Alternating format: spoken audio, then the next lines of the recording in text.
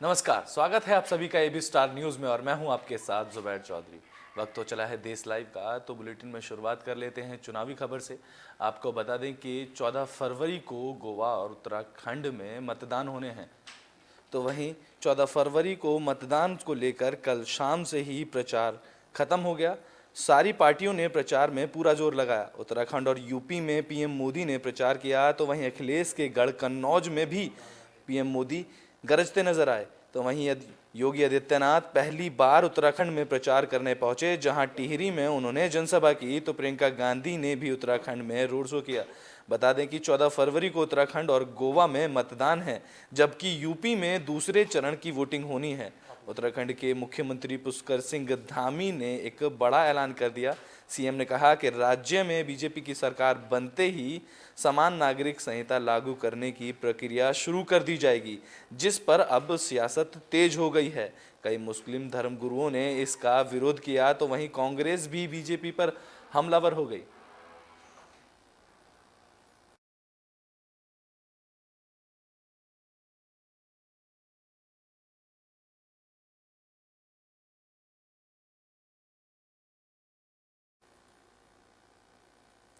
बढ़ते हैं अगली खबर की तरफ, जो कि रेलवे से है। आपको बता दें कि रेलवे रोजाना कई ट्रेनों को रद्द करता है। तो वहीं भारतीय रेलवे ने हर रोज की तरह 13 फरवरी 2022 को भी प्रभावित होने वाली ट्रेनों की लिस्ट अपडेट कर दी है। आपको बता दें कि रेलवे की लिस्ट के मुताबिक सुबह तक 396 ट्रेनों को पूरी तरह रद्द कर दिया गया है, तो वहीं 18 ट्रेनों को आंशिक तौर पर कैंसिल किया गया है। कुछ ट्रेनों के रूट में बदलाव भी किए गए हैं। ऐसे में अगर आप आज कहीं जाने की योजना बना रहे हैं, तो ट्रेनों का स्टेटस ज़रूर देख लें। बता दें कि रेलवे हर रोज़ डेवलपमेंट वर्क, कोहरा और मौसम के चलते सैकड़ों ट्रेनें रद्द कर देता है। रेलवे की आधिकारिक वेबसाइट पर सुबह तक यह अपडेट कर दी जाती है। रेलवे ने दिल्ली, यूपी, बिहार समेत विभिन्न राज्यों की 12 ट्रेनों के रूट डाइवर्ट किए गए हैं, जबकि 2 ट्रेनों को रिशेड्यूल किया गया है।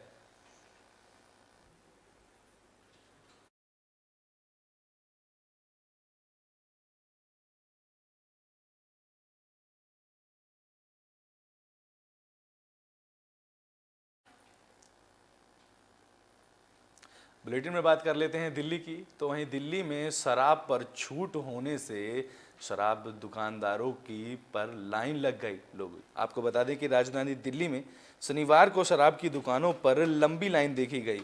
तो वहीं दिल्ली की कुछ शराब की दुकानों में विभिन्न ब्रांड की शराब पर छूट देने का ऐलान किया गया था।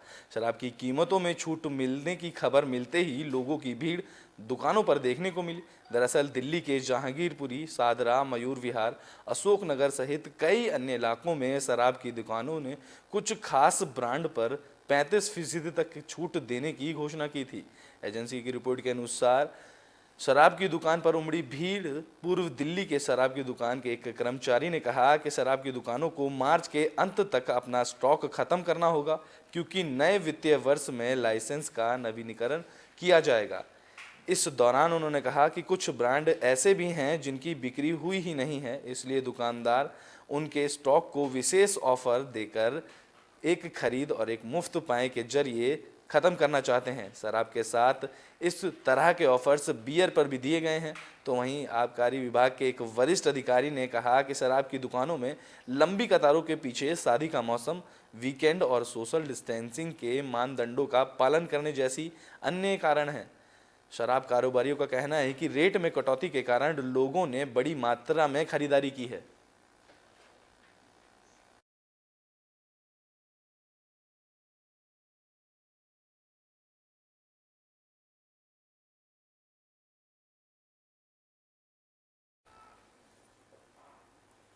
बुलेटिन में बात कर लेते हैं मध्य प्रदेश के हादसे की। आपको बता दें कि मध्य प्रदेश में हादसा हो गया जिसमें कई लोग घायल हो गए हैं। मध्य प्रदेश के कटनी जिले में शनिवार की देर शाम बड़ा हादसा हो गया। कटनी जिले में नर्मदा घाटी परियोजना के तहत बनाई जा रही अंडरग्राउंड टनल धंस गई है, जिससे काम कर रहे कई मजदूर अंदर फंस गए। तो वहीं राज्य आपदा मोचन बल के जवान मौके पर पहुंच गए और राहत बचाव का कार्य शुरू कर दिया गया। बता दें कि मुख्यमंत्री शिवराज सिंह चौहान ने भी जिलाधिकारी से बात कर इस हादसे के संबंध में जानकारी ली। वहीं स्थानीय प्रशासन ने बताया कि निर्माणाधीन सुरंग के धंसने से 9 मजदूर फंस गए। इनमें से 5 मजदूरों को बचा लिया गया है और 4 मजदूरों को रेस्क्यू करने के प्रयास किए जा रहे हैं।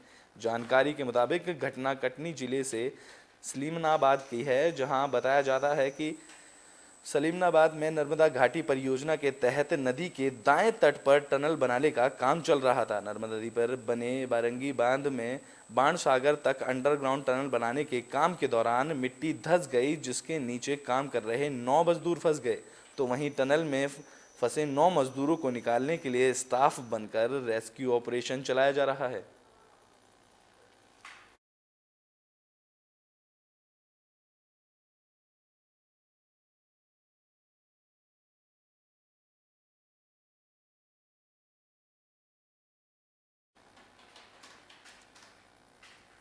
बुलेटिन में बात कर लेते हैं विश्व की। तो आपको बता दें कि रूस और अमेरिका के बीच यूक्रेन को लेकर विवाद गहराता जा रहा है, जिसको लेकर आज दोनों राष्ट्रपतियों ने 1 घंटे तक बात की है। यूक्रेन विवाद के बीच दुनिया की 2 महाशक्तियां अब आमने सामने हैं। यह विवाद इस स्तर तक पहुंच चुका है कि विश्व के सामने एक महायुद्ध के खतरे की आहट है। इस संकट की गंभीरता का अंदाज़ा इस बात से लगाया जा सकता है कि अमेरिका राष्ट्रपति जो बाइडेन और रूसी राष्ट्रपति व्लादिमीर पुतिन ने 1 घंटे तक फ़ोन पर बात की है। आपको बता दें कि 2 राष्ट्रीय अध्यक्षों के बीच इस कॉल पर काफ़ी बातें हुई। जो बाइडेन ने रूस के राष्ट्रपति को समझाने के अंदाज में कहा कि यूक्रेन पर हमला करने से व्यापक मानवीय हानि होगी। हालांकि व्हाइट हाउस से मिली जानकारी के अनुसार जो बाइडेन ने कहा कि इस संकट को खत्म करने के लिए पश्चिमी कूटनीति रूप से प्रतिबद्ध है, लेकिन अन्य हालात के लिए समान रूप तैयार हैं। तो वहीं व्हाइट हाउस ने यह भी संकेत दिया कि भले ही 2 नेताओं के बीच घंटों भर तक बात हुई हो, लेकिन इससे एक संभावित युद्ध का खतरा कम हो गया है। इसकी कोई संभावना अब नहीं दिखाई देती।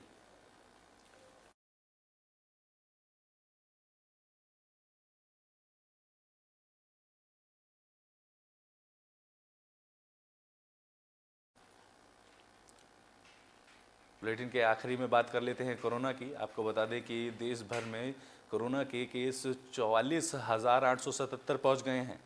आपको बता दें कि पिछले 24 घंटे में देश में 44,877 कोरोना के केस मिले हैं। तो वहीं पिछले 24 घंटे में 684 मरीजों की कोरोना के चलते मौत हो गई। भारत में कोरोना संक्रमण के मामलों में अब लगातार गिरावट देखी जा रही है। देश में तीसरी लहर के आने से बिगड़ती स्थिति में धीरे धीरे अब सुधार होने लगा है। आंकड़ों के मुताबिक आज देश भर में संक्रमण के 44,877 नए मामले सामने आए, जिसके बाद कोरोना के कुल मरीजों की संख्या 4,26,31,421 हो गई है। जबकि पिछले 24 घंटे के दौरान 684 मरीजों की मौत के बाद संक्रमण में मरने वालों का आंकड़ा 5,08,685 हो गया है। केंद्रीय स्वास्थ्य मंत्रालय ने बताया कि देश में कोरोना वायरस के एक्टिव मरीज घटकर 5,37,000 रह गए हैं। बता दें कि मंत्रालय के मुताबिक पिछले 24 घंटे में देश भर में संक्रमण से 1,17,591 लोग ठीक हो चुके हैं। आपको बता दें कि कोरोना संक्रमण में गिरावट देखी जा रही है।